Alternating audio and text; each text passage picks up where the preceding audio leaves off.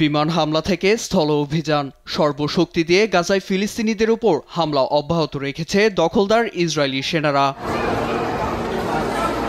শুক্রবার নেতানিয়াহু বাহিনীর হামলার মুখে পালাতে বাধ্য হয় উপত্যকার খান ইউনিসে ঠাঁই নেয়া শরণার্থীরা। ব্যাপক স্থল অভিযান চলে গাজা সিটিতেও। বন্দুক হাতে এলাকাটিতে এমনভাবে গুলি ছোড়া হয় যেন ভিডিও গেমস খেলায় মেতেছে সেনারা।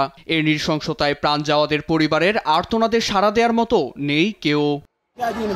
আমরা প্রার্থনা করছিলাম, হঠাৎ স্কুলটির ভেতর হামলা হয়। গিয়ে দেখি নারী, শিশু, বৃদ্ধ সবার মৃতদেহ পড়ে আছে। আমরা কিছুই চাইনি, তাহলে আমাদের কেন হত্যা করা হচ্ছে? এই হত্যাযজ্ঞের জন্য তেল আবিব ও সৌদি বাদশাদের সাধুবাদ জানাই।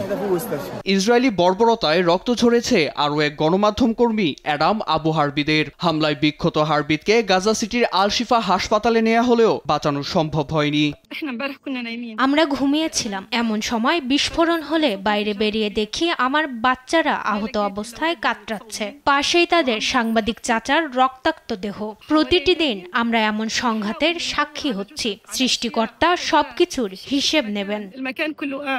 এদিকে হামাসের দেয়া যুদ্ধবিরতির প্রস্তাব পর্যালোচনা করছে তেল আবিব প্রশাসন। সিদ্ধান্তে পৌঁছাতে উচ্চ পদস্থদের সঙ্গে আলোচনা প্রয়োজন জানিয়ে দোহা ছাড়েন ইসরায়েলি দূতরা। এদিকে দোহায় ভালো সাজার নাটক করেছে হামাস, এমন মন্তব্য করেছেন মার্কিন বিশেষ দূত স্টিভ উইটকফ।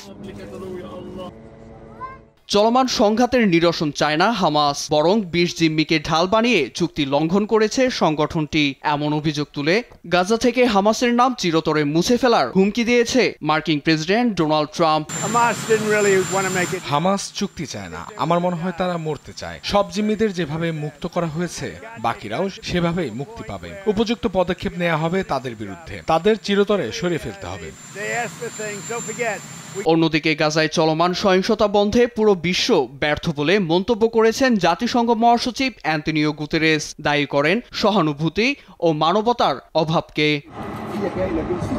নীরব দাস, নিউজ ডেস্ক, দেশ টিভি।